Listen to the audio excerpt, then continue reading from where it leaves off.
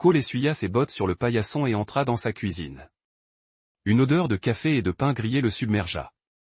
L'année se tenait au comptoir, parcourant les pages de son téléphone tandis que leur fille de 5 ans, Marley, était assise à table et coloriait « Papa ». Marley se leva d'un bond et entoura ses jambes de ses bras. « Salut, mon cœur. » Cole ébouriffa ses cheveux bruns. « Qu'est-ce que tu fais comme dessin pour le frigo ?» Cole jeta un coup d'œil au réfrigérateur. Les dessins de Marley occupaient la majeure partie de la surface. Son dernier dessin attira son attention. 3 bonhommes allumettes se tenaient dans ce qui ressemblait à un salon. Une femme aux cheveux blonds, un grand homme aux cheveux noirs et une petite silhouette accroupie dans un coin. « Parle-moi de celui-ci. » Cole désigna le nouveau dessin et le visage de Marley devint sérieux. « C'est maman et oncle Griffin. Et c'est moi qui me cache. » La mâchoire de titan de Cole. Griffin Huxley était propriétaire du garage du centre-ville. Ils sont amis depuis le lycée. « Pourquoi te caches-tu sur le dessin ?»« Parce que maman a dit que c'était une surprise secrète. » Marley a regardé ses pieds. « Je les ai vus se serrer dans les bras, mais elle a dit, je ne peux le dire à personne. » Cole a fixé le dessin.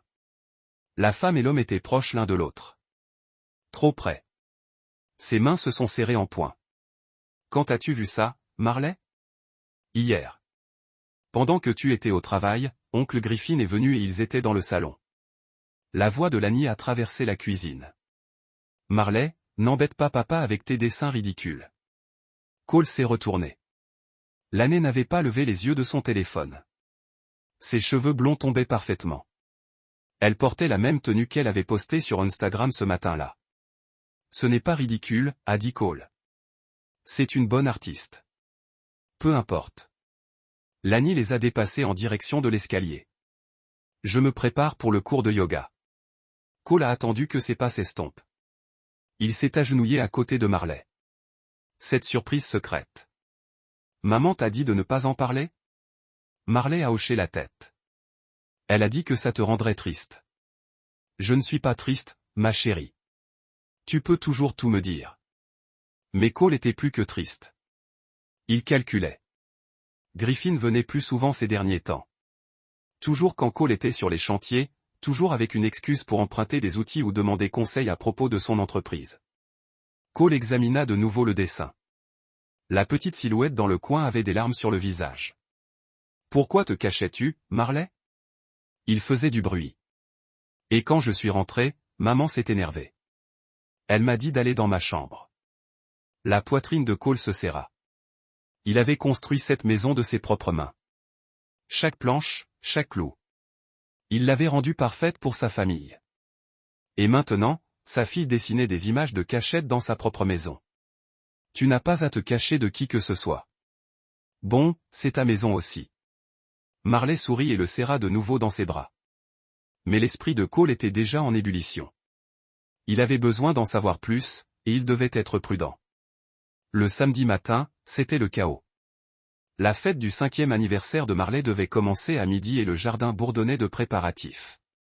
Cole avait passé la soirée précédente à accrocher des banderoles et à dresser les tables. Maintenant, voisins et amis remplissaient l'espace. Cole, c'est magnifique. Janet Morrison de Next Door tenait un cadeau emballé et un bambin sur sa hanche. Tu t'es vraiment donné à fond. Marley le mérite. Cole a vérifié le château gonflable une fois de plus. La société de location l'avait livré le matin même. L'année est sortie de la maison vêtue d'une robe d'été qui coûtait probablement plus cher que le loyer d'une voiture. Son téléphone enregistrait déjà. « Salut tout le monde », lança-t-elle de sa voix d'influenceuse. « Bienvenue au grand jour de notre petite princesse. » Cole, regarde-la jouer avec la foule. Elle savait exactement comment se positionner pour obtenir le meilleur éclairage, comment orienter son téléphone pour capturer son bon côté, comment rendre chaque interaction spontanée tout en étant parfaitement calculée. Oncle Griffin. Marley courut vers le portail. Griffin Huxley entra avec une grande boîte rose. Il était grand et mince, avec des cheveux grisonnants aux tempes. Cole avait toujours pensé que Griffin ressemblait à un homme qui s'efforçait de paraître plus jeune qu'il ne l'était. « Joyeux anniversaire, ma petite. » Griffin tendit la boîte à Marley. Son regard se trouva immédiatement. Cole s'avança. Griffin. Cole. La poignée de main de Griffin était ferme, mais il ne parvenait pas à soutenir son regard. Super fête. On organise toujours les meilleurs. C'est l'année qui organise le plus, non? Bien sûr. Griffin jeta un coup d'œil autour de lui. Ça te dérange si je prends une bière? Serre-toi. Cole regarda Griffin se diriger vers la glacière. L'homme se déplaçait avec l'assurance naturelle de quelqu'un qui a sa place, mais il y avait quelque chose de différent dans sa façon de regarder la maison, comme s'il la mesurait, la cataloguait. Papa, on peut faire le gâteau maintenant? Marley tira sur la chemise de Cole. Dans quelques minutes, mon chéri, que tout le monde s'installe d'abord. La fête s'écoula autour d'eux. Les enfants se poursuivaient à travers l'arroseur. Les adultes se groupaient en groupes, buvant et discutant. L'année documentait tout, publiant photos et vidéos en temps réel. Cole se surprit à étudier les interactions. La façon dont Griffin s'attardait près de l'année Annie quand elle ne filmait pas activement. La façon dont elle lui touchait le bras quand elle riait à ses blagues. Des petites choses, des choses que la plupart des gens ne remarqueraient pas, mais Cole remarqua tout. C'était l'heure de la chanson d'anniversaire, annonça l'année. Tout le monde se rassembla autour de la table de pique-nique. Marley se tenait devant un gâteau de princesse rose qui devait coûter $200. La foule se mit à chanter, joyeux anniversaire, et Marley rayonnait. Puis quelque chose se passa mal. Marley oublia les paroles. Elle commença à chanter, mais cessa de paraître confuse et dépassée par toute cette attention. Les chants continuèrent autour d'elle, mais son sourire s'effaça. Cole s'avança, mais l'année arriva la première. T'inquiète, ma puce. L'année attrapa une poignée de glaçage rose sur le côté du gâteau. On va s'amuser. Elle écrasa le glaçage au visage de Marley. La foule éclata de rire. Les téléphones sortirent. Tout le monde commença à prendre des photos et des vidéos. L'année rit le plus fort, pensant déjà au contenu des réseaux sociaux. Mais Marley ne rit pas. Du glaçage coula de ses cheveux et lui tomba dans les yeux. Son visage se décomposa sans un mot. Elle se retourna et courut vers la maison. Marley. Cole la suivit à l'intérieur. Il la trouva dans. Temps ensemble pour les médias sociaux. Comment ajustez-vous? Demanda Romy. Cole, considérez la question. La maison était plus silencieuse maintenant, moins dramatique. Il dormait mieux, travaillait des heures plus strictes, passant plus de temps avec Marley. Je vais bien. Différent, mais d'accord. Différent comment? Plus simple, je suppose. Moins compliqué. Romy sourit. Parfois simple, c'est mieux. Papa, peut manquer Romy pour le petit déjeuner? Nous avons un mélange de crêpes. Cole regarda Romy. Vous êtes invité à rester si vous n'avez pas d'autre plan. J'aimerais ça. Ils sont entrés ensemble. Cole a commencé le café tandis que Romy a aidé Marley à mesurer les ingrédients pour les crêpes. La cuisine remplie d'une conversation facile et de l'odeur de la cuisine du petit déjeuner. C'était à quoi ressemblait la normale. Cole a réalisé des gens qui se souciaient les uns des autres sans garder le score. Gentillesse sans calcul. Des moments simples qui n'avaient pas besoin d'être photographiés, publiés ou joués. Madame Romy, tu vas épouser mon papa? Demanda Marley soudainement. Cole a presque laissé tomber la cafetière. Romy a ri et a continué à remuer la pâte à crêpes. Ce n'est pas vraiment comme ça que ça marche, ma chérie. Les gens doivent d'abord être amis. Êtes-vous des amis? Nous sommes de bons amis. Bon. J'aime avoir des amis pour le petit déjeuner. Cole a attiré l'œil de Romy et a vu l'amusement là-bas, mais aussi quelque chose de plus chaud, quelque chose qui pourrait devenir important un jour. Quand Marley était plus installé et Cole était prêt à penser à construire quelque chose de nouveau au lieu de défendre ce qu'il avait perdu. Après le petit déjeuner, Romy a aidé à nettoyer puis est retourné à la boulangerie. Cole et Marley ont passé le reste de la matinée à travailler sur la plateforme des Treehouse. Cole avait commencé à construire dans le Big Oak Tree. Quand sera-t-il terminé? Demanda Marley, lui donnant des ongles dans la boîte à outils. Peut-être le week-end prochain. Dépend de la météo. Puis-je aider à le peindre? Absolument. Quelle couleur voulez-vous? Rose avec garniture violette. Cole sourit. Rose avec une garniture violette c'est. Son téléphone bourdonnait d'un texte de l'année. Courir quelques minutes de retard pour le ramassage. Trafic sur l'autoroute 9. Cole a tapé, pas de problème. Elle est prête quand vous l'êtes. Les échanges étaient devenus routinières, polis, mais distantes. Ils ont parlé de l'horaire de Marley, de ses activités scolaires, de ses besoins. Rien d'autre. C'était mieux de cette façon. Papa. Marley leva les yeux de la boîte aux lettres. Tu es triste que maman ne vive plus ici? La question a pris Cole au dépourvu. Pourquoi demandez-vous? Parce que parfois tu as l'air triste quand elle vient me faire m'emmener. Cole a posé son marteau et s'agenouillait à côté de sa fille. Un scintillement de l'espoir. En détail. Cela semble incroyable, a déclaré Laney. Vous devrez me montrer quand c'est terminé. D'accord. Papa dit que je peux le peindre en rose avec des garnitures violettes. Couleur parfaite pour une maison d'arbre princesse. Cole regarda attentivement l'interaction. Laney semblait authentique. Actuel peut-être que le conseil l'aidait aussi. Nous devrions y aller.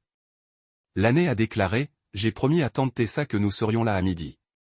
Amusez-vous. Cole a dit, je vous verrai dimanche à 6 ans. Au revoir, papa. Marley le serre serré. Dit, s'installer sur les pas de Porsche. Jour. Marley. Pense que ça va durer. Cole a terminé son sandwich. Je ne sais pas, mais je ne m'inquiète plus. Pourquoi pas? Parce que je sais ce que je peux contrôler et ce que je ne peux pas. Je peux contrôler être un bon père, être là pour Marley, construire quelque chose de stable pour nous. Cole a fait un geste vers la cabane dans les arbres. Le reste dépend d'autres personnes. Zeke hocha la tête avec approbation. Smart man. Ils ont passé le reste de l'après-midi à travailler sur la plateforme Trious. Le soir, le cadre était solide et prêt pour les planches de terrasse. Un autre week-end de travail, et Marley aurait son château rose et violet dans le ciel. Cette nuit-là, Cole s'est caché tôt dans un lit avec un livre et une tasse de café. La maison était calme, mais pas vide. L'art de Marley a couvert le réfrigérateur. Ses jouets étaient éparpillés dans le salon. Sa petite voix résonnait dans chaque pièce. Même quand elle n'était pas là, Pete a construit cette maison pour sa famille. La famille avait changé, mais la maison est restée solide, protectrice, pleine d'amour et de rire et de moments simples qui n'avaient pas besoin d'être effectués pour n'importe qui. Son téléphone bourdonnait d'un texte de Romy. Merci pour le petit déjeuner. Marley a la chance de vous avoir. Cole a tapé, merci les rouleaux de cannelle et la société. À tout moment. Cole met son téléphone de côté et retourna à son livre. À l'extérieur, le swing grinça doucement dans la brise du soir. La plateforme de la cabane dans les arbres a attendu sa transformation rose et violette. Tout était exactement comme il se pouvait, qu'il avait perdu une femme. Le fait de créer une vie en train de créer une vie. Bat après une journée passée à peindre la cabane dans les arbres. Et elle l'a déclarée la plus belle cabane dans les arbres du monde. Le téléphone de Cole a sonné. Le nom de Laney est apparu à l'écran. Bonjour. Salut Marley est-elle encore de retour de son bain? Je veux dire bonne nuit. C'était nouveau. Laney Annie appelant pour dire bonne nuit le week-end quand Marley était avec Cole. Elle est toujours dans la baignoire. Je vais lui faire rappeler dans quelques minutes. Merci, Cole. Ouais, la cabane dans les arbres a l'air incroyable. Elle m'a montré des photos. Elle a fait la majeure partie de la peinture elle-même. Je peux le dire. Elle en est très fière.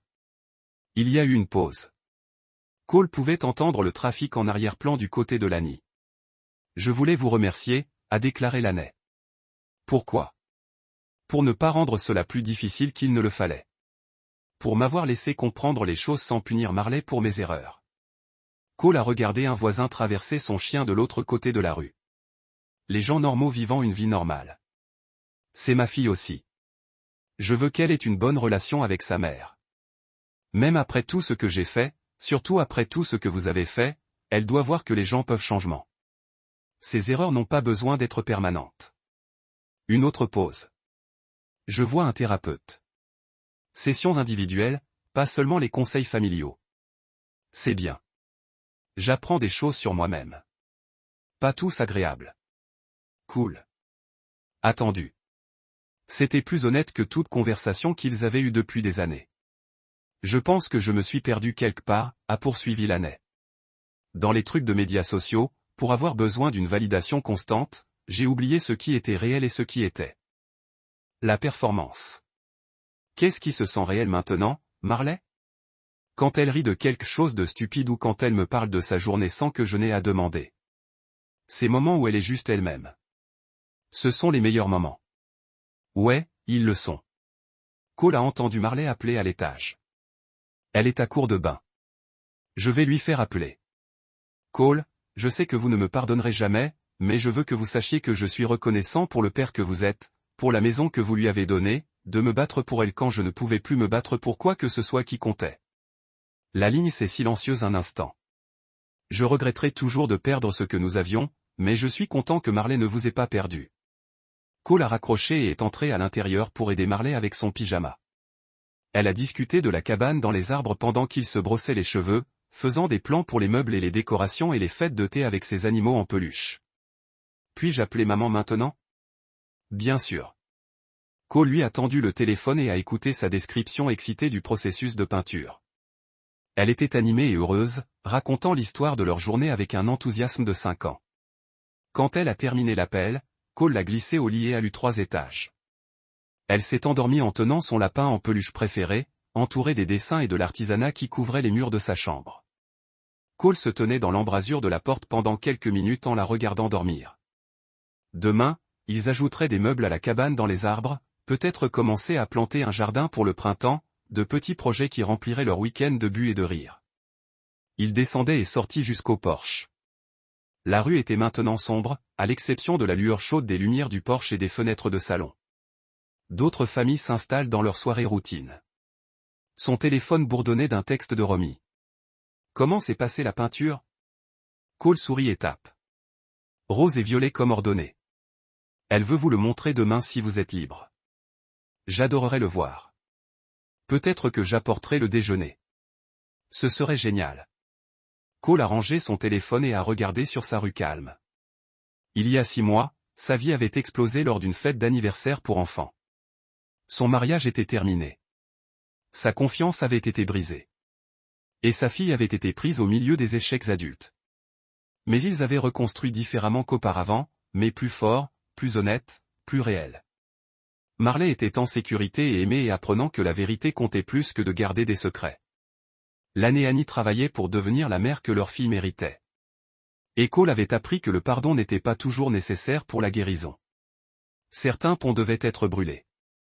Certains murs devaient être construits, et parfois la chose la plus aimante que vous puissiez faire était de refuser d'accepter le comportement qui blessait les personnes qui vous soucient le plus. La balançoire dans la cour grinça dans la brise du soir. Le trio se tenait solide dans son chêne, attendant les aventures de demain. Tout était exactement comme il se doit. Cole avait construit une vie digne de sa fille, a créé une maison où l'amour était mesuré en présence plutôt qu'en performance, établi des frontières qui protégeaient ce qui comptait le plus. Le passé était derrière lui. Les murs étaient plus forts maintenant et demain était promis. La salle de bain du rez-de-chaussée, essayant d'enlever le glaçage de ses cheveux avec une serviette. Dis donc. Cole s'agenouilla près d'elle. Laisse-moi t'aider.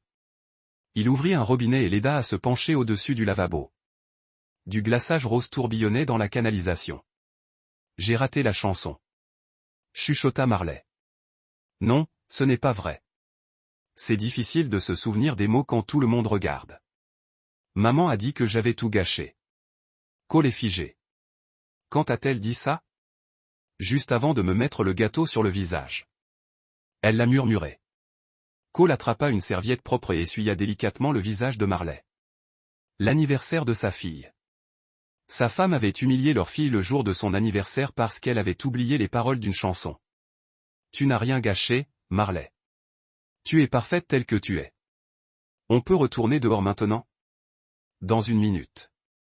Cole regarda le reflet de sa fille dans le miroir. Tu te souviens de ce qu'on a dit hier à propos de me raconter des choses? Marley hocha la tête. Maman avait-elle l'air différente ces derniers temps?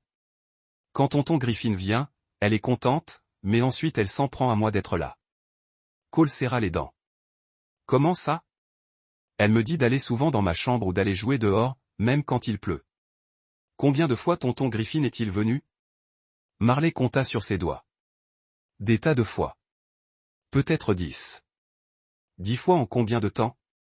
Cole avait travaillé de longues heures sur la rénovation du Patterson. Elle rentrait à la nuit tombée presque tous les soirs. Griffin aurait pu venir depuis des semaines. On devrait retourner à ta fête, dit Cole. Ils retournèrent dehors ensemble. La fête avait continué sans eux. Les enfants couraient partout, les doigts pleins de gâteaux. Les adultes étaient passés à discuter travail et projets de week-end. Cole scruta la foule jusqu'à ce qu'il trouve Laney. Elle se tenait près de la clôture et parlait doucement avec Griffin. Trop doucement, trop près de Cole qui regardait. Griffin dit quelque chose qui fit rire Laney. Elle posa sa main sur sa poitrine l'espace d'une seconde. Un contact désinvolte, le genre de contact qu'une femme pourrait faire à son mari. La vision de Doug Cole se rétrécit.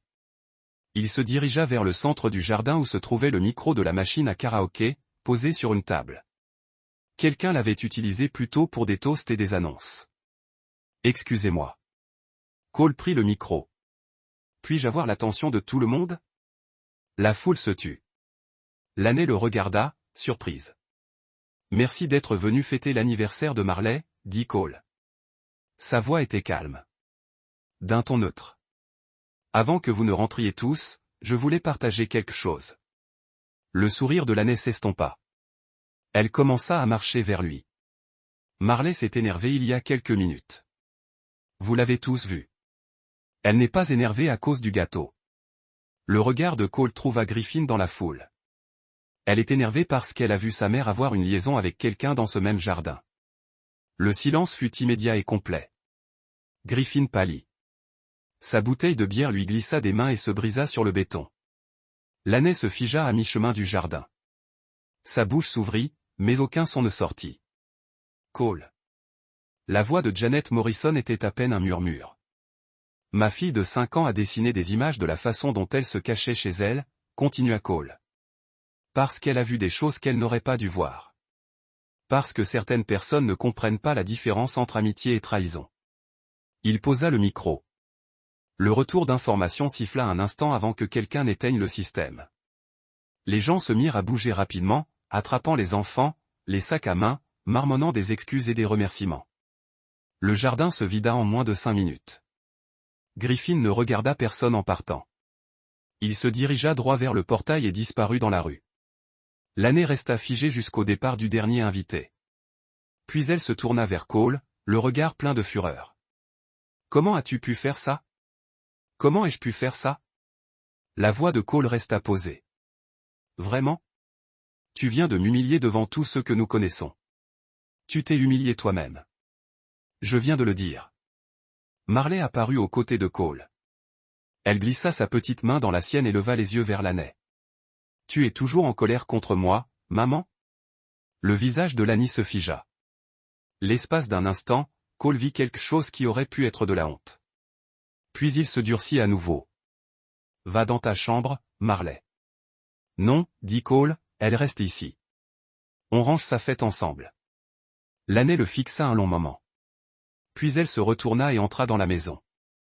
La porte claqua derrière elle. Cole serra la main de Marley. Aide-moi avec ces gobelets, ma puce. Ils travaillèrent ensemble dans le silence soudain du jardin. Marley fredonna en empilant des assiettes en carton. Cole ramassa des bouteilles vides et essaya de planifier sa prochaine action, car ce n'était que le début. Lundi matin, le premier canard de salve. Le téléphone de Cole vibra à 6 heures du matin pendant qu'il chargeait des outils dans son camion. Un texto de sa belle-sœur, Tessa. Qu'est-ce que tu as bien pu faire à Laney? Elle dit que tu l'as menacée. Cole fixa le message. La menacer? Il parcourut ses réseaux sociaux. Le message était là. Laney avait posté un long message Facebook à 2 heures du matin. Le langage était prudent, légal. Elle parlait de se sentir en danger et de marcher sur des œufs. Elle évoquait le comportement contrôlant de Cole et ses colères explosives. Elle demandait des prières et du soutien pendant cette période difficile. Les commentaires pleuvaient déjà. Amis et voisins exprimant leur choc et proposant leur aide. Ceux qui étaient présents à la fête samedi se demandaient maintenant ce qu'ils avaient vraiment vu. Le téléphone de Doug Cole sonna. Le nom de Zach Merritt apparut à l'écran. Tu vois ces conneries? La voix de Zek était rauque, entre cigarette matinale et colère. Oui, je vois. Elle te dépeint comme une sorte de monstre.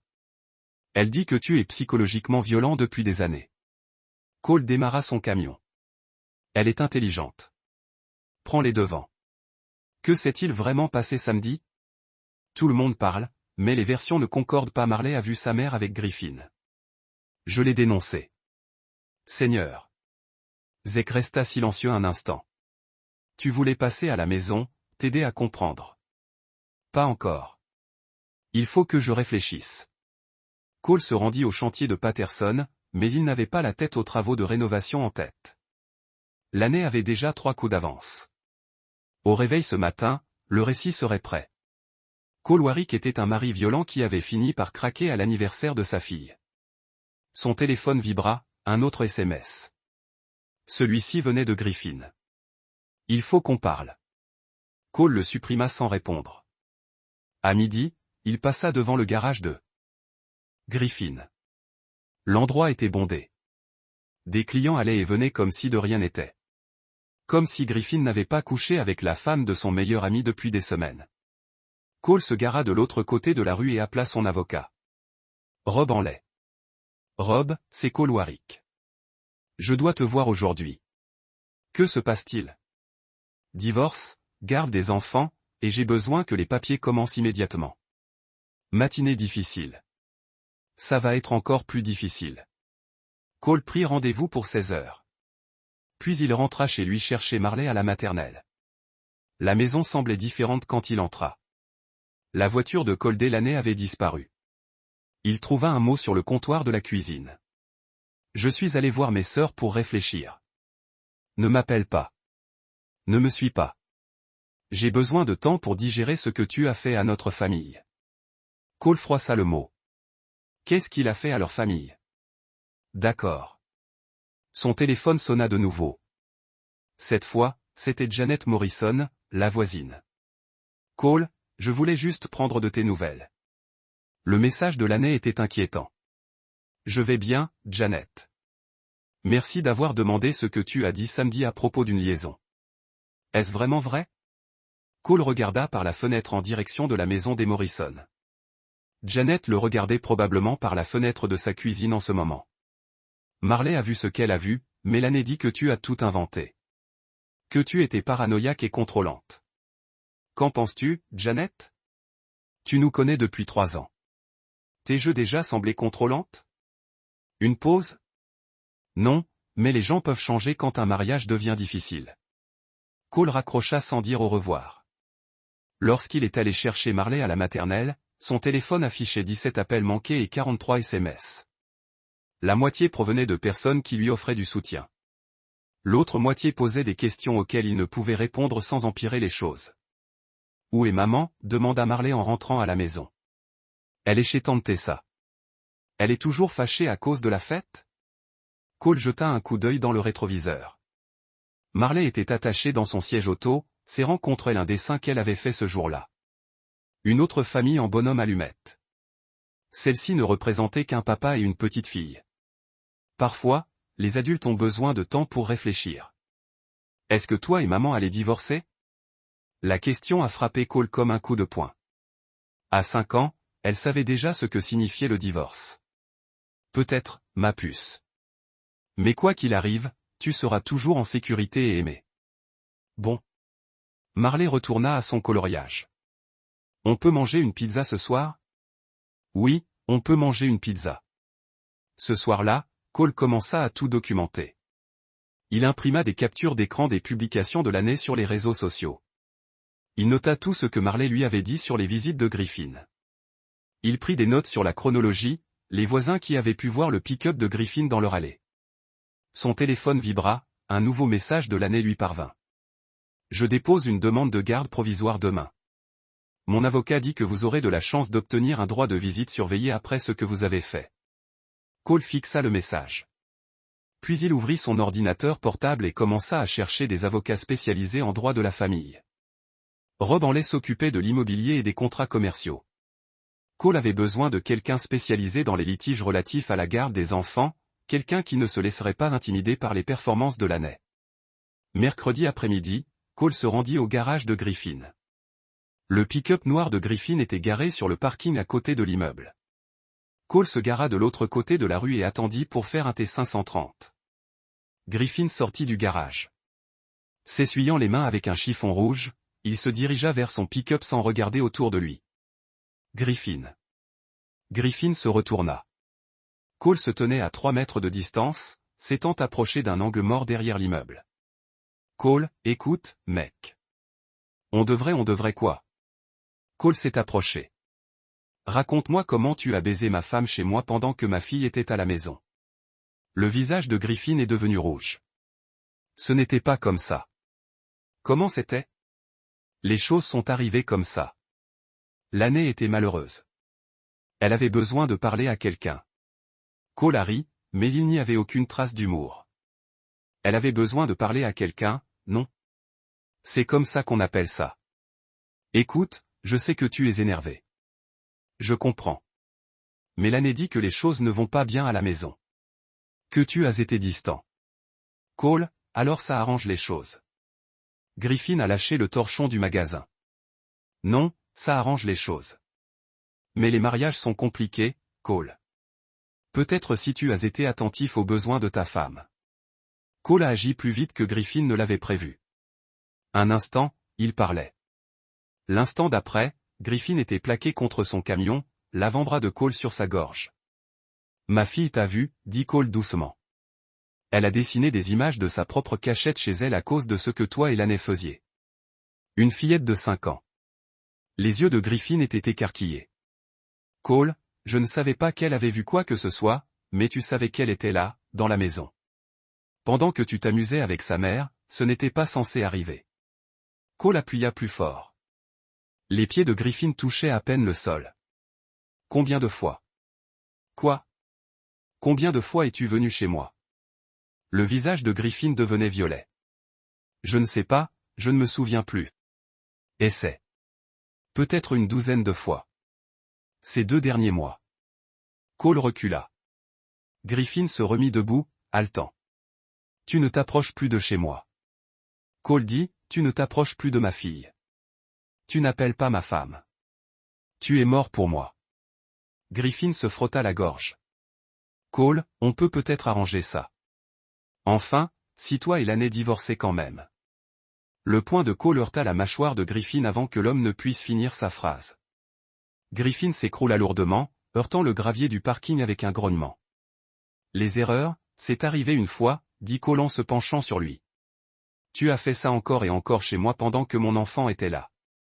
Pense à ça la prochaine fois que tu te regarderas dans le miroir. Griffin roula sur le côté, crachant du sang. On ne peut pas frapper les gens juste parce qu'on est en colère. Tu as raison. Moi, je ne peux pas. Cole fléchit les doigts. Ses jointures étaient déjà enflées. Mais celle-ci est gratuite parce qu'on était amis. Cole retourna à son pick-up sans se retourner. Griffin était toujours au sol. Lorsqu'il s'éloigna, quand Cole rentra chez lui, son téléphone sonna. Le numéro de Griffin apparut à l'écran. Cole laissa l'appareil se mettre sur la messagerie, puis écouta le message. Cole, c'est dingue. Je ne vais pas porter plainte parce que je comprends que tu sois en colère, mais ça doit cesser. Que s'est-il passé entre l'année et moi? C'est fini de toute façon. Elle est déjà passée à quelqu'un d'autre. Un type de son cours de yoga. Tu devrais le savoir avant de faire une autre bêtise. Cole passa le message 2 fois. L'année était déjà avec quelqu'un d'autre. Bien sûr qu'elle l'était, puisqu'il s'était servi 3 doigts de whisky et s'était assis sur sa véranda. La balançoire qu'il avait construite avec Marley Creek dans la brise du soir. Les mots de Griffin résonnaient dans sa tête. Elle était déjà passée à quelqu'un d'autre. Depuis combien de temps cela durait-il? Combien d'hommes y avait-il eu? Combien de fois sa fille avait-elle été témoin de choses qu'elle n'aurait pas dû voir? Le téléphone de Cole vibra, un SMS d'un numéro inconnu lui fut envoyé. Ici Tessa, la sœur de Lani. Il faut qu'on parle. On peut se voir demain? Cole fixa le message. Tessa avait toujours été la responsable de la famille de Lani. Pratique, honnête. Si elle voulait parler, il serait peut-être important qu'il lui réponde. À quelle heure et où? Café sur Main Street. 10 heures revient seul. Cole termina son whisky et entra. Marley regardait des dessins animés dans le salon, complètement absorbée par les aventures d'animaux qui parlent. Prête pour le bain, ma chérie. Encore 5 minutes. Bon, encore 5 minutes.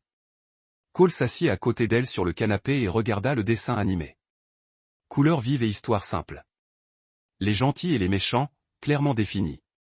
Problème résolu en 30 minutes ou moins. Si seulement la vraie vie fonctionnait comme ça. Jeudi matin, Cole déposa Marley à l'école maternelle et se rendit au café de Main Street. Tessa était déjà là, assise dans un box d'angle, les mains serrées contre une grande tasse. Elle ressemblait à Laney, mais sans le vernis. Les mêmes cheveux blonds, mais plus courts et plus simples. Les mêmes yeux bleus, mais sans ce regard calculateur qui s'était insinué chez l'âne au fil des ans. Merci d'être venu, dit Tessa tandis que Cole se glissait sur le siège d'en face. Qu'est-ce que c'est que ça? Tessa jeta un coup d'œil autour du café. Il était presque vide, à l'exception de quelques habitués matinaux qui lisaient le journal et consultaient leur téléphone. Lani est chez moi depuis dimanche. Elle a dit qu'elle n'allait pas bien. Je ne lui ai pas demandé de partir. Je sais, mais elle a l'impression de ne pas pouvoir rentrer après ce qui s'est passé à la fête. Cole a fait signe à la serveuse et a commandé un café noir. Elle pourrait essayer de s'excuser. À qui? À toi ou à Marley? Aux deux. Tessa est restée silencieuse un instant. Quand la serveuse a apporté le café de Cole, elle a attendu qu'il soit à nouveau seul. Elle m'a parlé de Griffin. Tessa a dit, tout ça? Assez. La voix de Tessa était tendue. Elle se servait de moi, Cole, pour la couvrir. Elle te disait qu'elle me rendait visite ou qu'on allait faire du shopping ensemble. Je pensais qu'elle sortait juste de chez elle, qu'elle souffrait d'une sorte de dépression ou quelque chose comme ça. Cole sirote son café. Ça fait combien de temps que ça dure? Les mensonges depuis 2 mois, peut-être plus. J'ai commencé à remarquer qu'elle était différente vers Noël. Plus secrète. Toujours sur son téléphone. Tu les as déjà vus ensemble? Tessa a hoché la tête. Une fois la semaine dernière, je suis allé chez toi déposer des vêtements que Marley avait laissés chez moi. Le camion de Griffin était dans ton allée. Laney a ouvert la porte en peignoir à 14 heures. Qu'a-t-elle dit? Que Griffin aidait à réparer quelque chose. Je n'y ai pas vraiment prêté attention sur le moment. Il a toujours été serviable. Cole serra plus fort sa tasse de café. Où était Marley? Soi-disant en train de faire la sieste, mais quand j'ai regardé en haut, la porte de sa chambre était fermée et je l'entendais parler toute seule comme si elle jouait tranquillement pour ne déranger personne. Seigneur. Je suis désolé, Cole. Si j'avais su ce qui se passait vraiment, j'aurais dit quelque chose. Cole a étudié le visage de Tess. Elle avait l'air sincèrement bouleversée, honteuse même. Es-tu prête à dire ça à un avocat? Que veux-tu dire? Laney demande la garde. Elle prétend que je suis violente et contrôlante. Que j'ai inventé cette liaison parce que je suis paranoïaque. Les yeux de Tessa se sont écarquillés. Elle fait quoi? Vérifier son Facebook. Elle se présente comme la victime d'un mari instable. Tessa sortit son téléphone et le lut pendant quelques minutes. Son expression s'assombrissait à chaque paragraphe qu'elle lisait. Voilà ce qu'elle avait dit. Enfin. Tu n'as jamais élevé la voix contre elle, et encore moins été violent. Serais-tu prêt à dire ça à un tribunal? Tessa posa son téléphone. Tu vas vraiment te battre pour la garde? Je vais me battre pour ma fille. Marley ne devrait pas avoir à vivre dans une maison où on lui dit de se cacher pendant que sa mère reçoit des hommes. Laney dit que c'était juste Griffin, que c'était une erreur et que c'est fini. Cole se souvint du message vocal de Griffin. Elle est déjà passée à quelqu'un d'autre. Ce n'est pas fini, dit Cole. Et ce n'était pas que Griffin. Le visage de Tessa pâlit. Que veux-tu dire? Griffin m'a appelé hier. Il a dit que Laney était déjà avec quelqu'un d'autre. Un type de son cours de yoga. Non. Tessa secoua la tête. Elle ne le ferait pas. Pas aussi vite. Connais-tu vraiment ta sœur? Tessa. Tessa fixait la circulation matinale par la fenêtre. La rue principale s'éveillait. Les commerçants ouvraient leurs portes. Les premiers arrivés prenaient leur café et leur petit déjeuner. Elle était différente, dit doucement Tessa. Avant les réseaux sociaux. Avant qu'elle ne se préoccupe autant de l'apparence en ligne. Quand est-ce que ça a commencé? Il y a environ 1 an. Elle s'est mise à l'influence petit à petit, mais c'est devenu une obsession. Tout devait être parfait. La maison, ses vêtements, ses cheveux.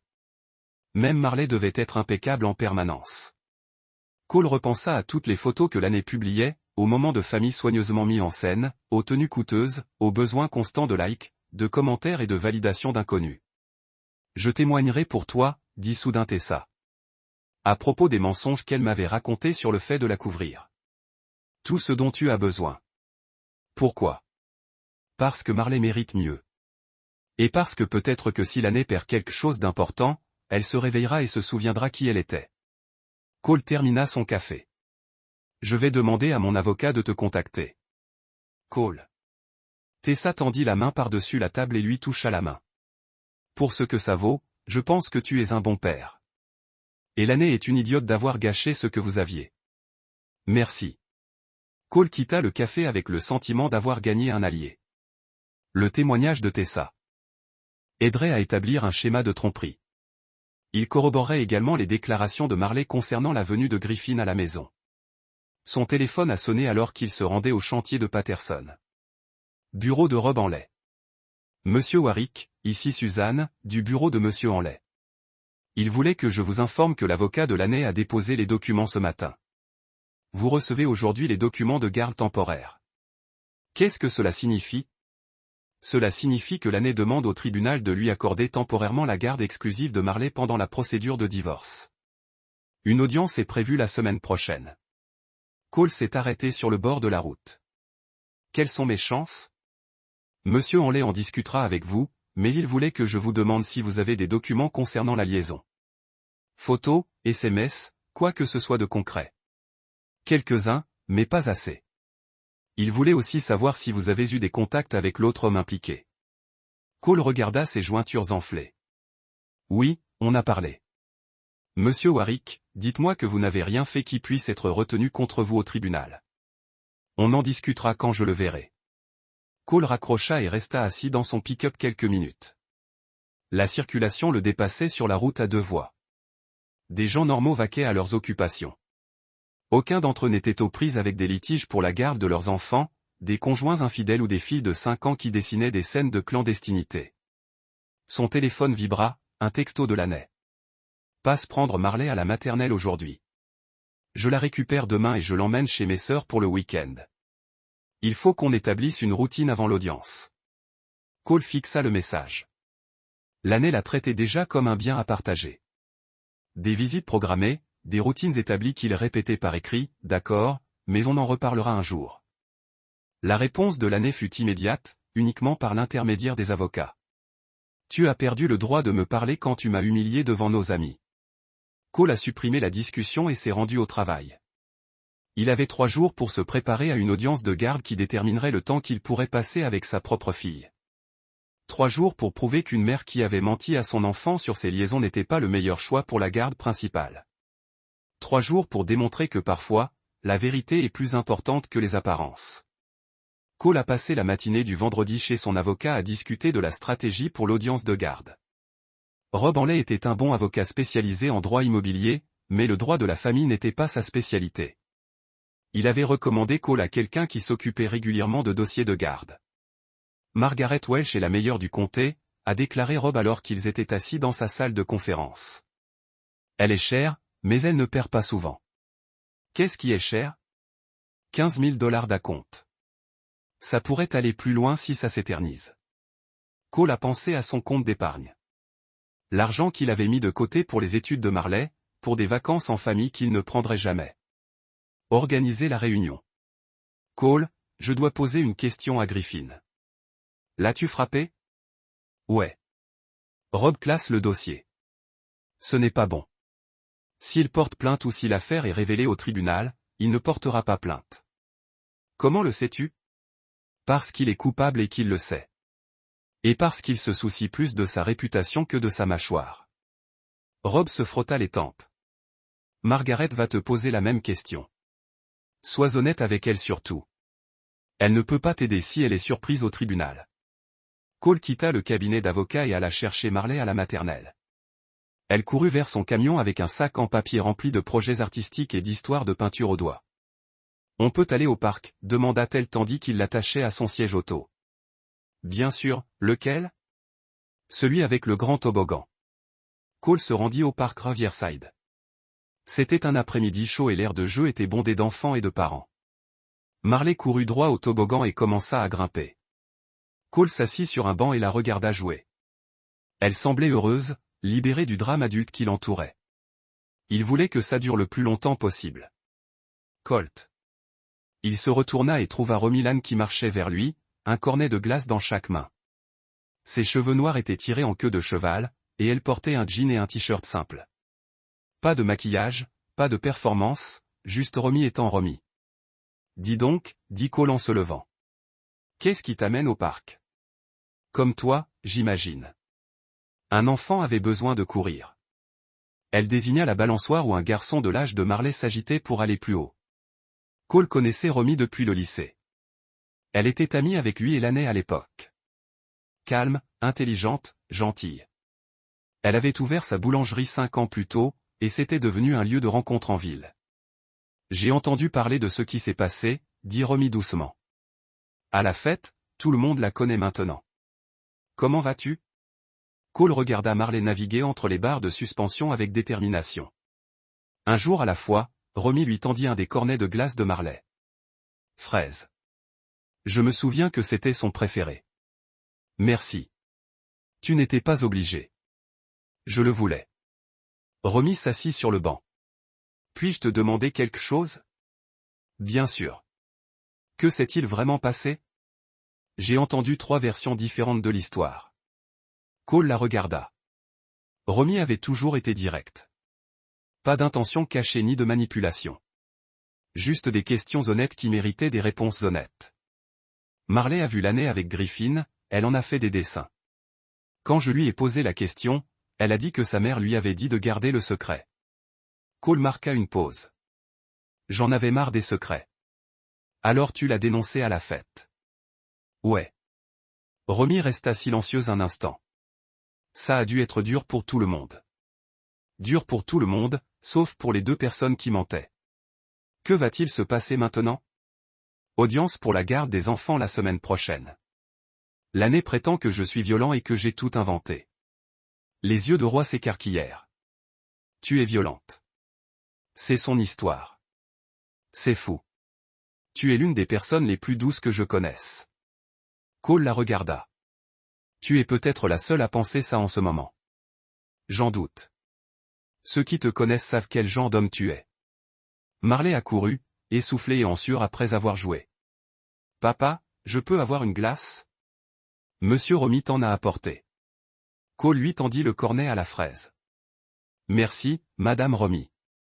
Marley serra les jambes de Romy dans ses bras avant de s'attaquer à la glace. De rien, ma chérie. Cole observa l'interaction. C'était ça, la normalité. De là. Gentillesse simple et sans calcul. Des gens qui se souciaient les uns des autres sans compter. Je devrais probablement la ramener à la maison, dit Cole. L'heure du bain et du dîner. Bien sûr, Romy se leva. Cole, si tu as besoin de quoi que ce soit, de quelqu'un pour surveiller Marley ou juste de quelqu'un à qui parler. Je suis là. Merci. Ça me touche beaucoup. Romy commença à s'éloigner, puis se retourna. Pour ce que ça vaut, je pense que Marley a de la chance que tu te battes pour elle. Cole et Marley passèrent la soirée à la maison. Ils préparèrent des croque-monsieur et regardèrent des dessins animés. Des activités père-fille normales qui semblaient précieuses maintenant, car elles pourraient bientôt se limiter à des visites programmées. Après que Marley soit allé se coucher, Cole s'est assis à sa table de cuisine avec un bloc-notes et a commencé à faire des listes. Les preuves qu'il avait, les preuves dont il avait besoin, les personnes susceptibles de témoigner en sa faveur. La liste était plus courte qu'il ne l'espérait. Son téléphone a vibré, un SMS d'un numéro inconnu lui a été envoyé. Ici Margaret Welch. Rob Henley m'a donné votre numéro. Pouvez-vous nous rencontrer lundi matin à 9 h pour discuter de votre affaire ? Cole répond. Oui. Merci. Apportez tout ce que vous avez. Documents, photos, SMS. Apportez également une liste de personnes susceptibles de témoigner sur votre personnalité et votre relation avec votre fille. Cole a regardé son bloc-notes sous la rubrique « Témoins de moralité ». Il avait écrit 3 noms, Zek, Tessa et Romy. Ce n'était pas grand-chose, mais c'était un début. Samedi matin, on a frappé à sa porte. Cole a ouvert et a trouvé Laney debout sur son porche, vêtu d'un jean de marque et portant un sac de voyage. « Je suis là pour chercher Marley. Elle dort encore. Ensuite, réveillez-la. Je veux prendre la route. » Cole sortit sur le porche et ferma la porte derrière lui. « Où l'emmènes-tu » ? « Chez Tess pour le week-end. Tessa n'en a pas parlé quand je l'ai vue jeudi. » Les yeux de Laney se plissèrent. « Tu as vu Tessa au café. Elle voulait parler de quoi ? Des mensonges que tu lui as racontés. De la façon dont tu l'as utilisé pour couvrir tes liaisons. » Le visage de Laney devint rouge. « Tu as monté ma propre sœur contre moi. Je n'avais pas besoin de la monter contre quoi que ce soit. Elle savait déjà ce que tu avais fait. Tessa ne comprend pas la situation. » « Quelle situation ? Que tu couchais avec Griffin pendant que notre fille était à la maison. » Baisse la voix. Laney jeta un coup d'œil au quartier. « Tu veux que tout le monde entende ? Tout le monde est déjà au courant. Tu te souviens ? Tu t'en étais assuré avec ton message Facebook sur mes violences. » Laney sortit son téléphone. « J'appelle la police si tu ne me laisses pas emmener Marley. »« Vas-y. Les papiers de garde disent que je la garde jusqu'à lundi. » Laney le fixa un long moment. Puis elle rangea son téléphone. « Ce n'est pas fini, Cole. »« Non, ce n'est pas fini. » Elle retourna à sa voiture sans prendre Marley. Cole la regarda partir, puis rentra à l'intérieur pour préparer le petit déjeuner. Le dimanche était calme. Cole et Marley allèrent à la quincaillerie acheter des fournitures pour la cabane dans les arbres qu'il avait prévu de construire. Marley choisit de la peinture rose pour les murs et déclara que seuls elle et papa seraient autorisés à entrer. « Et maman » demanda Cole prudemment. Peut-être si elle s'excusait pour le gâteau. La poitrine de Cole se serra. À 5 ans, elle apprenait déjà à fixer des limites. Et si maman ne s'excusait pas ? Marley haussa les épaules. Alors, elle ne pouvait pas entrer dans la cabane. Ce soir-là, Cole borda Marley et lui lut 3 histoires. Fatiguée d'une journée de course et de sortie au parc, elle s'endormit en tenant son lapin en peluche préféré. Cole resta quelques minutes sur le pas de sa porte à la regarder dormir. Demain, il rencontrerait Margaret Welch et entamerait la bataille juridique pour l'avenir de sa fille. Mais ce soir, elle était en sécurité dans son lit, dans la maison qu'il avait construite pour sa famille. Quoi qu'il arrive ensuite, il veillerait à ce que Marley sache qu'elle était aimée, qu'elle valait la peine de se battre pour elle, que parfois, les bonnes personnes doivent faire des choix difficiles pour protéger ceux qui leur sont chers. Son téléphone vibra, un SMS de Zek lui parvint. Il paraît que Lan répandait encore des mensonges en ville, voulant remettre les choses dans l'ordre. Cole répondit, « Non, laisse-la parler. La vérité finit toujours par éclater. Si tu le dis, mais les gens commencent à choisir leur camp. Bien. Je préfère connaître la position de chacun. » Cole éteignit les lumières et alla se coucher. Demain, la bataille ferroviaire commencerait. Lundi matin, Cole était assis en face de Margaret Welch dans son bureau du centre-ville. Elle était plus jeune qu'il ne l'avait imaginé, peut-être 40 ans, avec des cheveux roux courts et des yeux bleus perçants qui semblaient cataloguer tout ce qu'il voyait. « J'ai examiné les documents déposés par l'avocat de Laney », dit Margaret en feuilletant un épais dossier. Elle prétend avoir subi des violences psychologiques, un comportement contrôlant et ce qu'elle appelle des accès de colère. Rien de tout cela n'est vrai. Je te crois, mais te croire et le prouver au tribunal sont 2 choses différentes. Margaret s'est adossée à sa chaise. Parle-moi de l'incident de la fête d'anniversaire. Cole lui a tout expliqué. Le dessin de Marley, la conversation sur les visites de Griffin, la fête elle-même et sa décision de révéler publiquement la liaison. Tu as utilisé un micro pour annoncer la liaison de ta femme devant 30 voisins. Margaret a dit, oui, ça ne passera pas bien avec un juge. Ça a l'air vindicatif. Calculé ? C'était calculé. Je voulais que tout le monde sache la vérité. Quoi ? Cole y a pensé parce que Laney est douée pour contrôler les récits. Elle aurait fini par trouver un moyen de me faire passer pour le méchant. J'ai décidé de prendre les devants. Margaret a pris note. Parle-moi de Griffin. L'as-tu agressé? Je l'ai frappé une fois. Quoi? Parce qu'il a insinué que si j'avais été un meilleur mari, rien de tout cela ne serait arrivé. Où est-ce arrivé? Sur le parking de son garage, mercredi après-midi. Des témoins? Je ne pense pas. Margaret posa son stylo. Cole, il faut que tu comprennes quelque chose. Les juges aux affaires familiales ne se soucient pas des affaires. Ils se soucient du bien de l'enfant. Si Lani ne parvient pas à convaincre le juge que tu es violent et instable, le reste n'a aucune importance. Alors, que faire? On se concentre sur Marley. On montre que tu es le parent stable, celui qui fait passer ses besoins en premier. Margaret a ouvert un autre dossier. J'ai enquêté sur la présence de Lani sur les réseaux sociaux. Elle publie constamment des articles sur Marley, mais c'est toujours performatif. Des photos pour les likes, pas des moments authentiques. Elle traite notre fille comme un accessoire. Peux-tu le prouver? Cole repensa à la fête d'anniversaire de Marley, au gâteau devant les caméras, à la façon dont Lani avait murmuré que Marley avait tout gâché avant de l'humilier pour des contenus sur les réseaux sociaux. Peut-être. Mais cela impliquerait de faire témoigner Marley, de la faire parler de ce qu'elle a vu. Pas nécessairement. Il y a d'autres moyens. Margaret se pencha en avant. Je veux que tu réfléchisses bien à la question suivante. Y a-t-il d'autres hommes que Griffin? Cole se souvint du message vocal de Griffin. Griffin disait qu'elle était déjà avec quelqu'un d'autre. Un gars de son cours de yoga. Tu sais qui? Non, mais je pourrais me renseigner. Ne le fais pas. J'engagerai un détective privé si besoin. Tu t'abstiendras de tout ce qui pourrait être interprété comme du harcèlement. Margaret passa l'heure suivante à passer en revue la stratégie, les témoins de moralité, les dossiers financiers, la documentation de l'obsession de Lani pour les réseaux sociaux. C'était clinique et froid, réduisant son mariage à des preuves et des témoignages. Une dernière chose, dit Margaret à la fin de la réunion. Ne sors avec personne. Ne sois même pas vu en train de prendre un café avec une femme seule. L'avocat de Lani utilisera n'importe quoi pour te faire passer pour un mari infidèle. Cole repensa à sa conversation avec Romy au parc. L'offre d'aide et d'amitié. Et si quelqu'un proposait de l'aide pour la garde des enfants ou simplement du soutien pendant ce processus? Sois très prudent et documente tout, les heures, les dates, la nature de l'aide. Assurez-vous que ce soit clairement platonique et axé sur le bien-être de Marley. Cole a quitté le bureau de Margaret avec l'impression de traverser un champ de mines.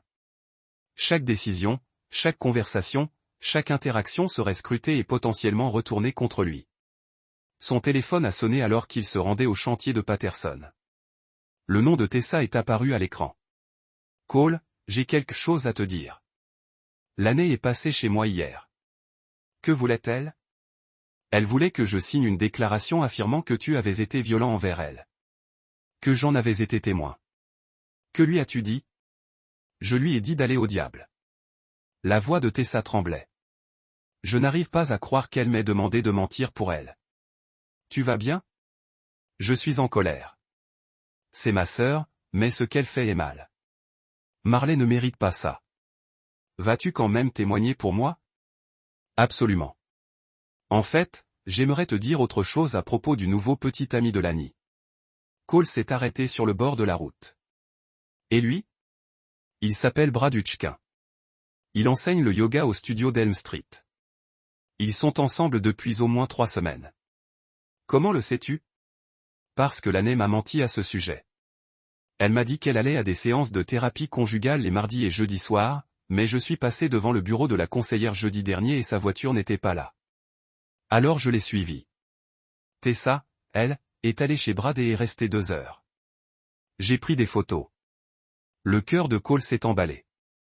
Quel genre de photos? Sa voiture sur son parking. Elle entrant dans son immeuble, horodatée surtout. Peux-tu les envoyer à mon avocat? C'est déjà fait. Je les ai envoyés à Margaret Welch ce matin. Cole était assis dans son camion, à digérer cette information.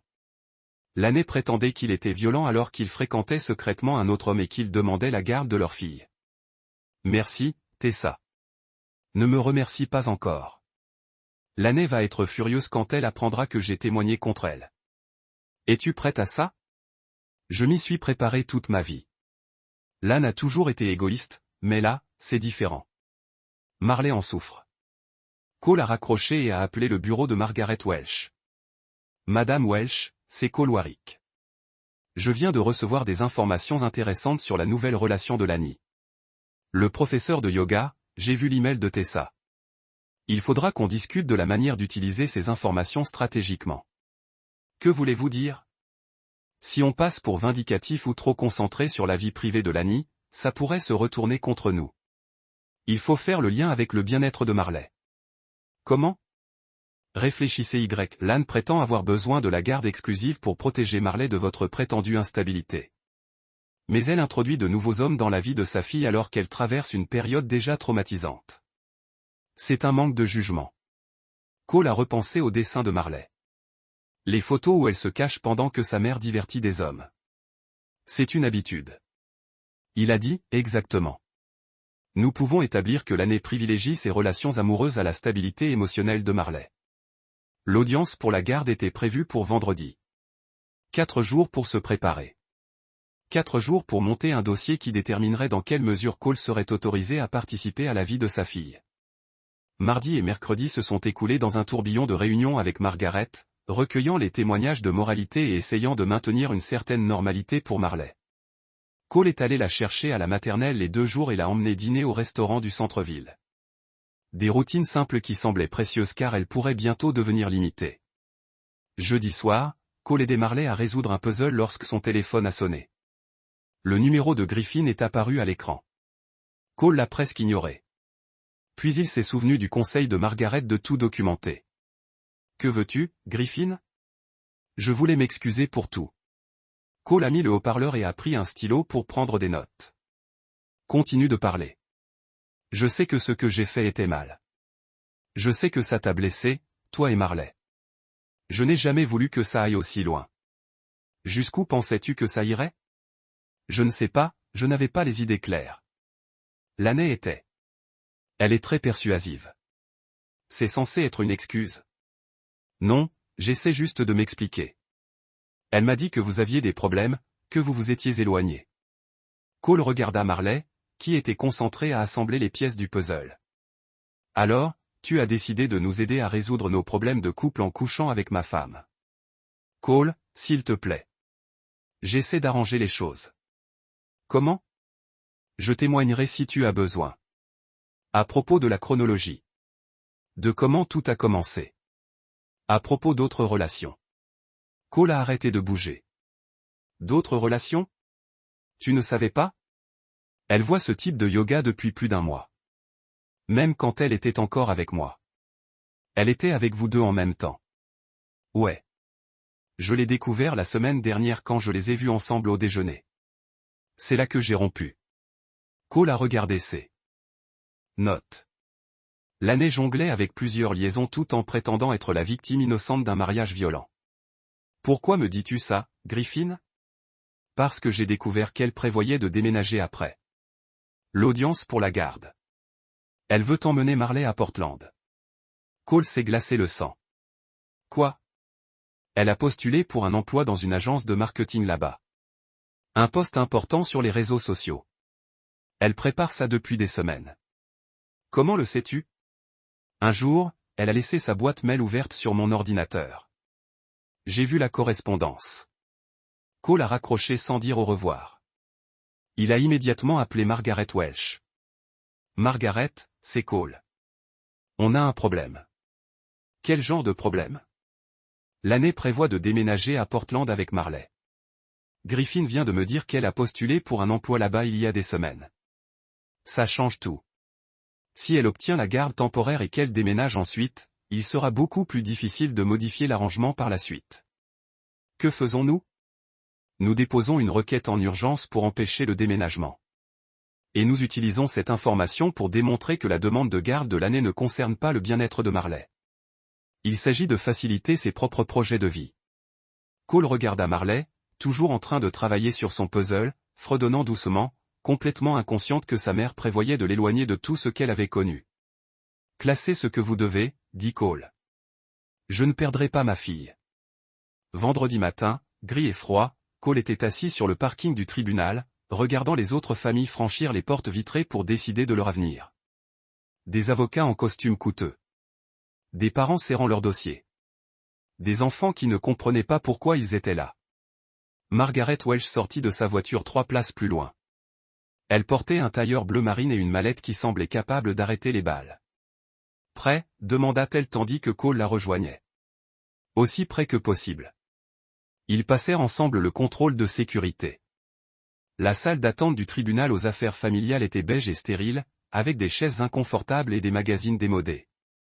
Cole aperçut Laney assise avec son avocate près des fenêtres. Elle portait une robe classique et un maquillage minimaliste. Le costume d'épouse endeuillée. Ne la regardez pas, dit Margaret doucement. Ne réagissez à rien de ce qu'elle fait ou dit. Cole trouva une graine à l'autre bout de la pièce. À 9 heures précises, un huissier appela leur affaire. Audience Warwick contre Warwick pour la garde provisoire. La juge Patricia Morrison était une femme sévère. La cinquantaine, cheveux argentés et lunettes de lecture qui la faisaient passer pour l'enseignante la moins indulgente. Elle examina le dossier avant de lever les yeux. Il s'agit d'une audience visant à déterminer les modalités de garde provisoire de l'enfant mineur, Marley Warwick, âgé de 5 ans. Madame Warwick demande la garde provisoire complète avec droit de visite surveillée pour Monsieur Warwick. Monsieur Warwick demande la garde partagée avec placement physique partagé. L'avocat de Laney, un homme mince nommé David Kesley, était le premier à plaider. Votre honneur, ma cliente est la principale personne qui s'occupe de Marley depuis sa naissance. C'est une mère au foyer qui a consacré sa vie au bien-être de sa fille. Malheureusement, Monsieur Warwick est devenu de plus en plus instable et autoritaire au cours de l'année écoulée. Cole a écouté Kesley le dépeindre comme un mari violent qui avait fini par craquer lors d'une fête d'anniversaire pour enfants. L'histoire était astucieuse et convaincante. Cole comprenait pourquoi certains y croyaient.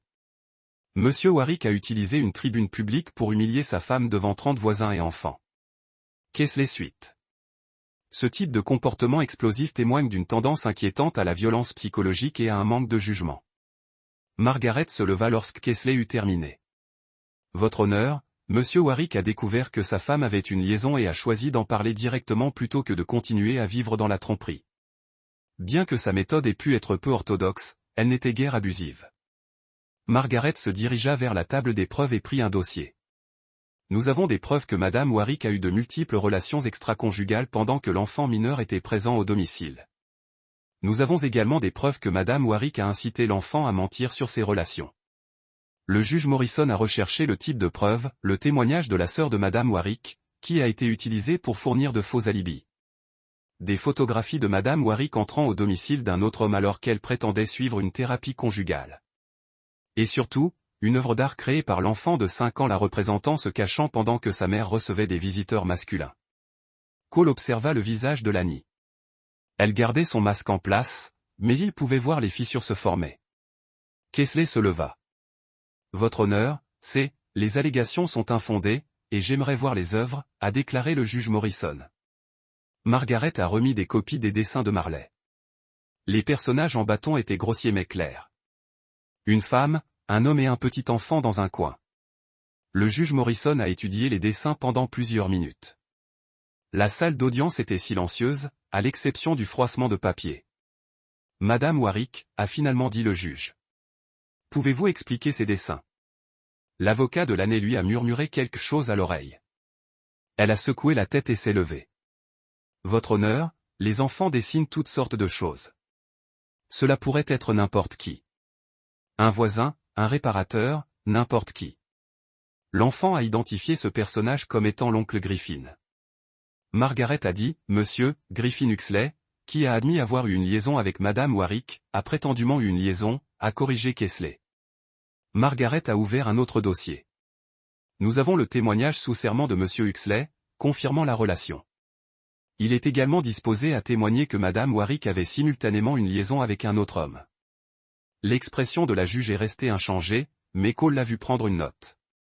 De plus, Margaret a poursuivi, nous avons découvert que Madame Warwick prévoyait de déménager à Portland, dans l'Oregon, immédiatement après cette audience.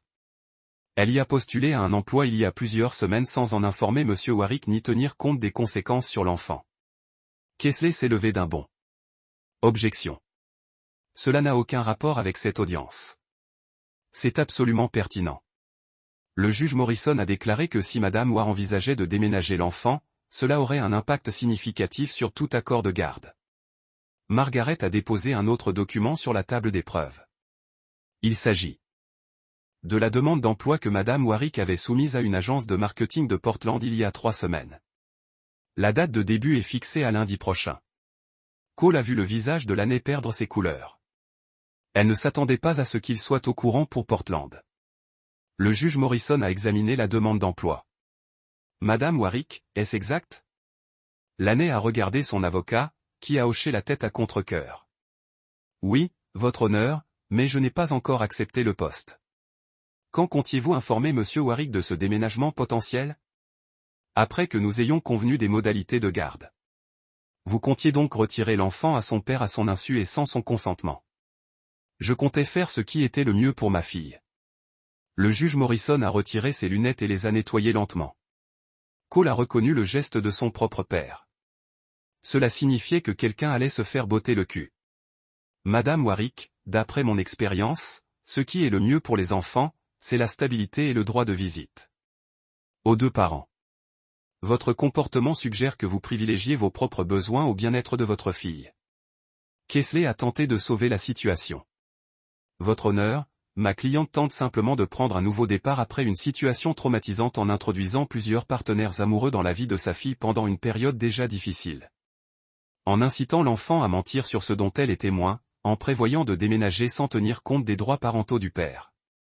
Margaret s'est levée à nouveau.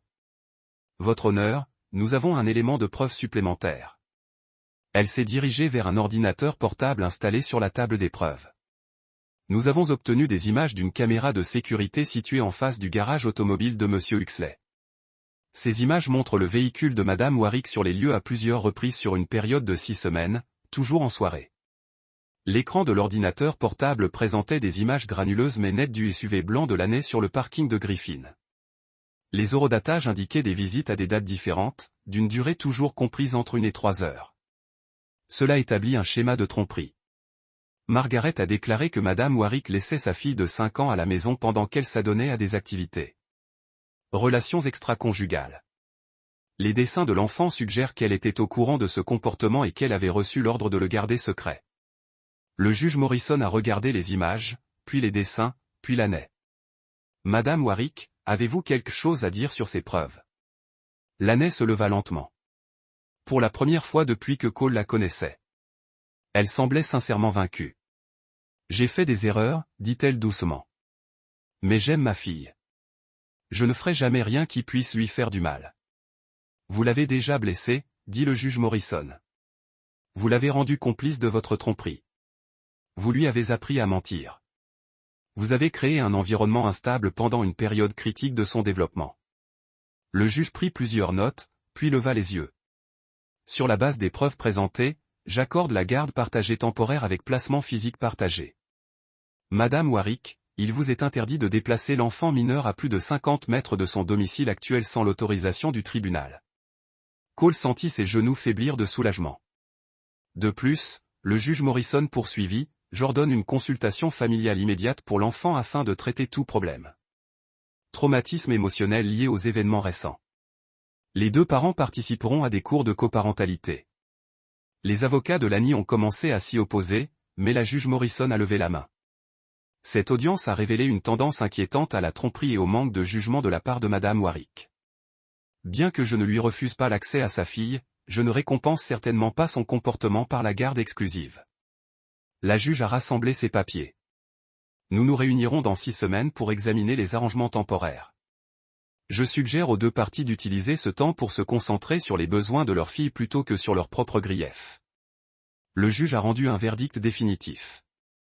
Cole est sorti du tribunal avec le sentiment d'avoir retenu son souffle pendant une semaine. Garde partagée, placement partagé. Marley resterait à Willow Creek, chez elle, et irait à sa propre école. Ça s'est mieux passé que prévu, a dit Margaret alors qu'elle se tenait sur les marches du tribunal. Et maintenant? Vous suivez les ordres du juge. Exactement. Cours de coparentalité, thérapie familiale, calendrier de garde partagé. Ne donnez pas de munitions à l'année pour la prochaine audience. Cole regarda l'année sortir du tribunal avec son avocat. Il se tenait près du parking, engagé dans ce qui semblait être une conversation animée. Kesley secouait la tête et gesticulait. Elle va probablement le licencier, observa Margaret. Les avocats n'aiment pas perdre, surtout lorsqu'ils sont pris au dépourvu par les preuves. Le téléphone de Cole vibra, un SMS de Zek lui parvint. Comment ça s'est passé? Bien. Je t'appelle plus tard. Cole se rendit à l'école maternelle pour récupérer Marley. Elle courut vers lui avec son enthousiasme habituel, portant un sac en papier rempli de projets artistiques. Papa, regarde ce que j'ai fait. Elle sortit le dessin d'une maison avec 2 silhouettes debout devant. Un homme et une petite fille. Raconte-moi ça. C'est notre maison, et c'est toi et moi. On est heureux. Cole regarda le dessin. Pas de silhouette cachée. Pas de recoin pour se cacher. Juste un père et sa fille debout devant leur maison. J'adore. On le met sur le réfrigérateur? Oui. Juste dans le haut milieu, pour que tout le monde puisse le voir. Ils rentrèrent ensemble. Marley bavardait de sa journée d'école. Les inquiétudes normales d'une enfant de 5 ans concernant le déjeuner, les jeux de la cour de récréation et qui était sa meilleure amie cette semaine. Cole préparait le dîner quand la sonnette retentit. Par la fenêtre, il pouvait voir la voiture de Lani dans l'allée. « Reste ici, ma chérie, dit-il à Marley. Continue à remuer la sauce spaghetti. » Cole ouvrit la porte d'entrée. Lani se tenait sur son porche, et elle ne ressemblait en rien à la femme posée qui avait siégé au tribunal ce matin-là. Ses cheveux étaient en bataille, son maquillage était maculé et elle avait pleuré. « Il faut qu'on parle, dit-elle. »« De quoi? De ce qui va se passer maintenant? » De Marley. Cole monta sur le porche et ferma la porte derrière lui. Et elle? Lani s'essuya le nez avec un mouchoir. J'ai perdu mon emploi à Portland à cause de la décision de garde. À cause de tout. Ils ont vu la couverture médiatique de la fête d'anniversaire. Quelqu'un a posté une vidéo en ligne. La voix de Lani se brisa. Ma vie entière s'écroule. Cole ressentit une lueur qui ressemblait peut-être à de la compassion. Puis il se souvint des dessins de Marley. Le coaching pour mentir. Les années de tromperie. Tu t'es fait ça à toi-même. Je sais. Je sais que j'ai merdé. Mais Cole, s'il te plaît. Je suis toujours sa mère. Je ne veux pas la perdre complètement. Tu ne la perdras pas. Tu as entendu le juge. Garde partagée. Mais tu pourrais me compliquer la tâche. Tu pourrais la monter contre moi. Cole observa le visage de Lani. Le désespoir était réel. La panique était réelle. Mais l'hypothèse qu'il serait vindicatif l'était tout autant. Je ne vais monter Marley contre personne. Elle doit prendre ses propres décisions concernant ses relations. Qu'est-ce que ça veut dire? Ça veut dire que si tu veux une relation avec ta fille, tu dois la mériter. En commençant par la vérité. Le visage de Lani se durcit. Quelle vérité? Toute. Depuis combien de temps me trompes-tu? Combien d'hommes? Quand est-ce que ça a commencé? Ce n'est pas pertinent, car Marley a observé. Elle a compris des comportements adultes qu'elle ne devrait pas avoir à comprendre. Si tu veux faire partie de sa vie, elle mérite l'honnêteté. Lani resta silencieuse un long moment. Quand elle parla, sa voix était à peine un murmure. Tout a commencé il y a environ 6 mois, d'abord en ligne. Application de rencontres, réseaux sociaux. Je m'ennuyais et je me sentais seul. Seul? On vit dans la même maison. On vivait dans la même maison, mais on n'était plus vraiment ensemble. Tu travaillais tout le temps. Quand tu étais à la maison, tu étais fatiguée ou distraite. Cole sentit une colère familière monter. Alors c'est ma faute. Non, c'est la mienne. J'essaie juste d'expliquer comment tout a commencé. Combien d'hommes? Lani Annie. Elle ferma les yeux. 4 ans 6 mois. Griffin a été le plus long. 3 semaines. Et Brad? Tu sais pour Brad? Je suis au courant pour tous. La question est de savoir si Marley est au courant pour tous. Le visage de Lani pâlit. Elle ne voyait que Griffin. J'ai fait attention avec les autres. Comment? En la faisant monter dans sa chambre. En lui disant de jouer dehors parfois. Mon Dieu, Cole, je n'ai jamais voulu qu'elle voie quoi que ce soit, mais elle a vu. Et maintenant, elle dessine des images d'elle cachées dans sa propre maison. L'année s'est remise à pleurer. Je ne peux pas revenir en arrière. J'aimerais bien, mais je ne peux pas. Cole regarda Marley par la fenêtre, qui remuait toujours la sauce spaghetti et fredonnait, heureuse et en sécurité dans sa propre cuisine. Tu as raison. Tu ne peux pas revenir en arrière, mais tu peux faire mieux à l'avenir. Comment? Commence par faire passer Marley en premier. Ni ta vie amoureuse, ni ta carrière sur les réseaux sociaux, ni ton besoin de validation. Marley, je la fais passer en premier. Non, tu ne le fais pas. Tu l'as mise dans des situations où elle a dû mentir pour toi. Tu l'as utilisée comme un accessoire pour ta marque en ligne. Tu as prévu de l'éloigner de son père sans tenir compte de ce qu'elle voulait. L'année s'est essuyé les yeux. Que veux-tu de moi? Je veux que tu sois la mère qu'elle mérite. Sois ponctuelle aux échanges de garde.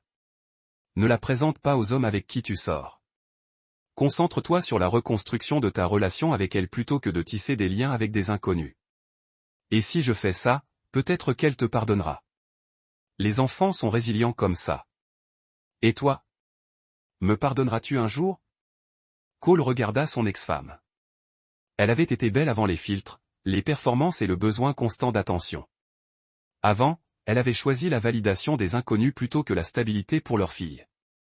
Non, dit-il simplement. Je ne le ferai pas, mais je coparenterai avec toi si tu prouves que tu peux faire passer Marley en premier. L'année hocha lentement la tête. C'est juste, je suppose. Ton premier week-end de garde commence demain à 18h. Elle devra être de retour dimanche avant 18h. D'accord. Et l'année Annie, si jamais tu mets notre fille dans une situation où elle doit à nouveau mentir ou se cacher, je reviendrai au tribunal pour demander la garde exclusive. Compris. Compris. Lenny retourna à sa voiture sans se retourner. Cole la regarda partir, puis entra à l'intérieur pour vérifier si le dîner allait bien. Maman va bien? Marley demanda. Elle avait l'air triste. Maman traverse une période difficile en ce moment, mais elle t'aime beaucoup. Je sais. On peut manger maintenant? J'ai faim. Ils dînèrent à la table de la cuisine pendant que Marley lui racontait un livre que son professeur avait lu à la classe. L'histoire d'un petit ours qui s'était perdu mais avait retrouvé son chemin. La maman ours était inquiète, dit Marley. Mais le papa ours disait que tout irait bien. Que s'est-il passé à la fin? Ils ont tous vécu heureux pour toujours parce qu'ils étaient une famille. Cole regarda sa fille. Elle était encore assez jeune pour croire aux fins heureuses. Encore assez innocente pour penser que les familles finissent toujours par s'arranger. Peut-être avait-elle raison. Peut-être que les familles étaient ce qu'on en faisait, pas ce qu'on perdait. 3 semaines plus tard, Cole se tenait dans son jardin et regardait Marley tester la nouvelle balançoire que Zach les avait aidés à installer. La matinée était fraîche et claire, avec cette lumière d'automne qui donnait à tout l'air d'un tableau. Plus haut, papa, pousse-moi plus haut. Cole donna une nouvelle poussée à la balançoire et regarda sa fille s'élancer vers l'érable. Elle était plus heureuse ces derniers temps, plus détendue. Les séances de conseil familial aidaient à traiter les changements dans sa vie sans porter le poids des secrets adultes. Monsieur Cole se tourna pour voir Romilan marcher sur la cour avec une assiette couverte dans ses mains. Elle portait un jean et un pull bordeaux et ses cheveux ont pris le soleil du matin. Et Romy, qu'est-ce qui te ramène? J'ai fait trop de rouleaux de cannelle ce matin. Je pensais que vous et Marley pourriez aimer quelques-uns, mademoiselle Romy. Marley a sauté du swing et a couru. Avez-vous apporté ceux avec le glaçage blanc? Bien sûr, je l'ai fait. Ce sont vos favoris. Cole a accepté l'assiette et a senti la chaleur à travers la céramique. Merci. Vous n'aviez pas à faire ça. Je voulais. De plus, j'espérais voir comment la balancée s'est avérée. Ils se tenaient ensemble en regardant Marley explorer le jeu de jeu en bois que Cole et Zach avaient construit le week-end précédent. Ce n'était pas élaboré, mais il était solide, construit pour durer. Elle semble heureuse, a observé Romy. Oui, elle s'adapte bien à la nouvelle routine. L'arrangement de garde fonctionnait mieux que Cole ne s'y attendait. L'année s'est présentée à temps pour des échanges et n'avait amené aucun homme autour de Marley. Elles faisaient même un effort pour s'engager avec leur fille au lieu de simplement documenter l'heure.